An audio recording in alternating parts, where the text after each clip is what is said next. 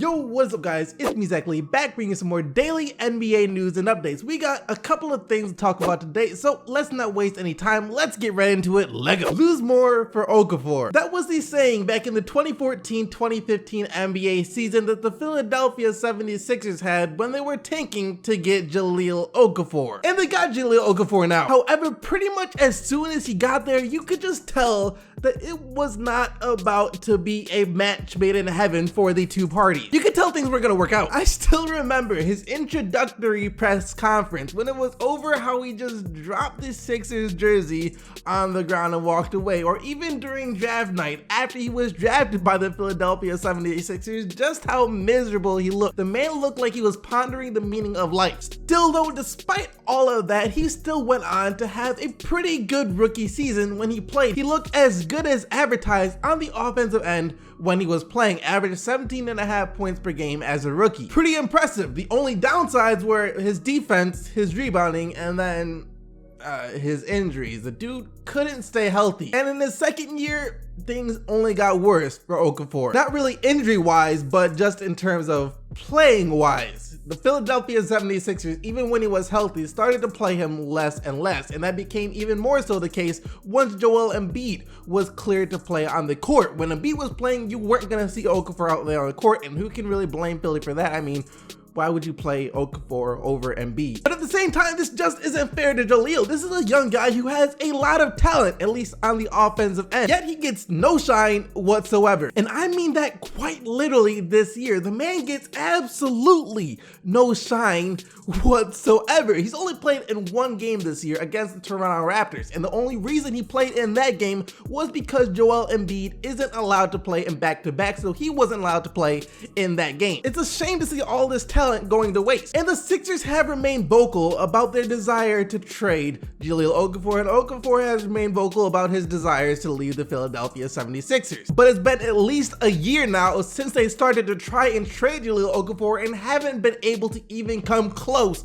to finding a trade partner. It's to the point now where he might be an unrestricted free agent after this season because the Philadelphia 76ers still had to pick up his fourth-year player option. They've done it for every other single rookie except for Jahlil Okafor so far, and with the deadline coming up soon, if he's not traded, he might actually be an unrestricted free agent next July. And it really is just unfortunate. He might be one of the most unfortunate players that the NBA has ever seen, because what made him so, well, kinda irrelevant in the NBA right now is that as soon as he was drafted, his playstyle became obsolete. Ja is a big man with some extremely nice post moves. You throw the ball to him down in the paint and he will get you a bucket. The only thing is that teams just aren't doing that anymore. You can't be a primary offensive threat and your only way to get buckets is through the paint. And on top of that, he doesn't do anything else really at all on the court. He's not a great defender, he's not a great rebounder, he doesn't have elite athleticism like Andre Drummond or DeAndre Jordan, he's not an elite shot blocker like Hassan Whiteside, and he doesn't have the range of other guys like Porzingis, passing abilities of Jokic. He doesn't have any of that. All he has is his post moves. That being said though, you'd think that he'd still be able to carve out a role for himself somewhere. You look at Greg Monroe on the Milwaukee Bucks, he has a pretty nice role coming off the bench there. Why can't he have a role like that? Well, the thing about that is the Bucks don't even value Greg Monroe too highly, and neither does any other team in the NBA. The Bucks tried to trade Monroe over the summer, but no one wanted him. I just can't imagine how much it sucks to have worked your entire life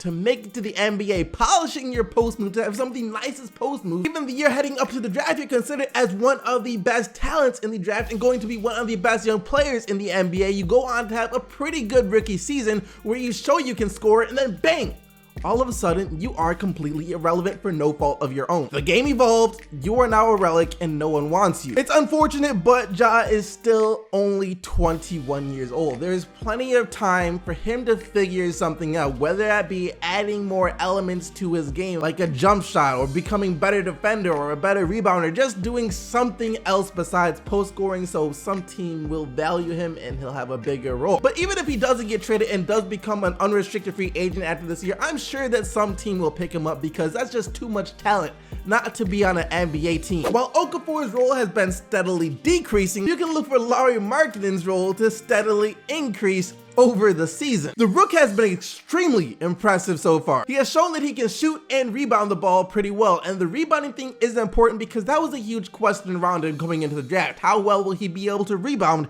in the NBA? And he has proven that he can rebound in the NBA. And now with how well he's been playing so far, Fred Hoiberg is loving it, and he's also looking to love it even more. He's going to be looking to get Lauri Markkanen a lot more touches from now on. A lot of times that's an innate quality that you either have or you don't, and Lauri's got it. He's got a toughness streak to him. He's not afraid of the moment. He doesn't lose his confidence when he misses a few shots.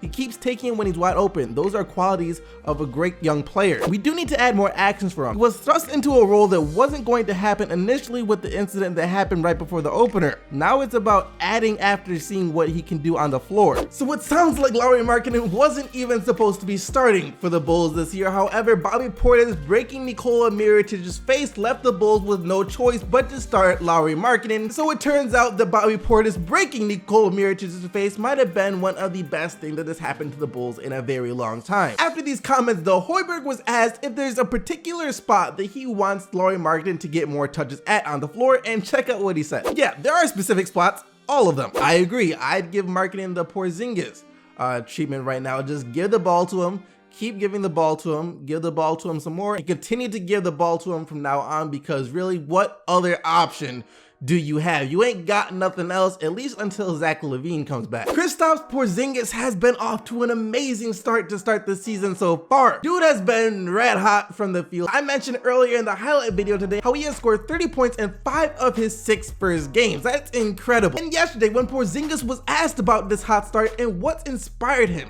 to play so well, he mentioned Kobe Bryant and the Mamba mentality. You said you're just playing your game, but 38 points, 5 games now, 30 or more. Is that your game now? I would like to think so. But as I said, I look up to the how do you call the jumbotron. But I'm never focused on how many points I've scored. I look up, but it's all about the score, and it's I'm just trying to play my game. And Kobe had a good, I watched the Kobe interview. He said about the game that he had 81. He said at any moment he didn't stop and say, "Oh, I got 50," or "I got 60." Like he just kept going, and that's my mentality always. Whatever's going on, I just keep being aggressive, keep playing my game, and then once the game is over, I'll check my stats. Porzingis credits the mentality. Tim Hardaway Jr., on the other hand, just credits it to the freak of nature that Porzingis actually is. I mean, he's 7'3". What can you really do? He's 7'3", can handle the ball, run the lane like a wing. You can't really... I'm lost for words. You can't really do much. Like I said, we'll get the ball to the big man all the time as long as he's producing like this. It was great to watch and be on the floor at the same time as he's doing it. Mentality or physical attributes, which one is it? It's obviously a mix of both. We have seen plenty of players throughout NBA history have come in with these unique physical gifts, these skills, talents, whatever, but they never become anything because they don't have the right mentality. Kristaps Porzingis is combining the mentality with his freak of natureness, and this is the result of that, and it's beyond mind-blowing to think how big of a jump he has made from year 2 to 3. This is only his 3rd year in the NBA, and he's already averaging 30 points per game. That's crazy to even think about. Question of the daytime: do you guys think that Jahlil Okafor will ever become something in the NBA? Will he carve out a role for himself on any team in the NBA? Let me know what you think down in the comment section below. But now let's take a look at what you guys said in yesterday's video. And yesterday, I asked you guys, what do you expect from the New Orleans Pelicans this year, after Anthony Davis said this will be a special year for the team, and this is what you had to say. Question of the day: I think the Pelicans trade for a competent small forward who can shoot like Otto Porter Jr. type of guy and maybe make the roster a 7th seed. But if they don't get there, roster falls apart in free agency. Question of the day: I think the Pelicans will be the 9th or 10th seed. They won't make the playoffs unless they add more depth to the team, because it's basically just AD,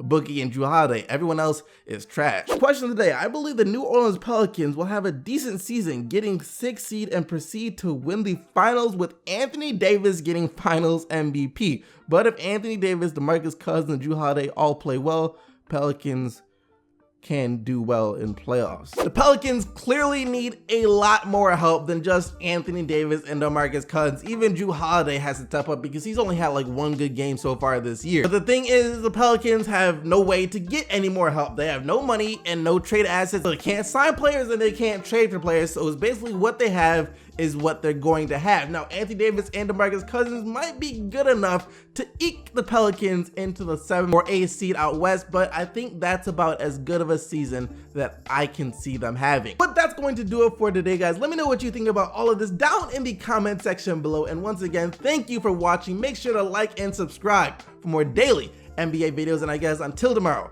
keep getting the Bucks, Team STC, and I'm out of here. Peace!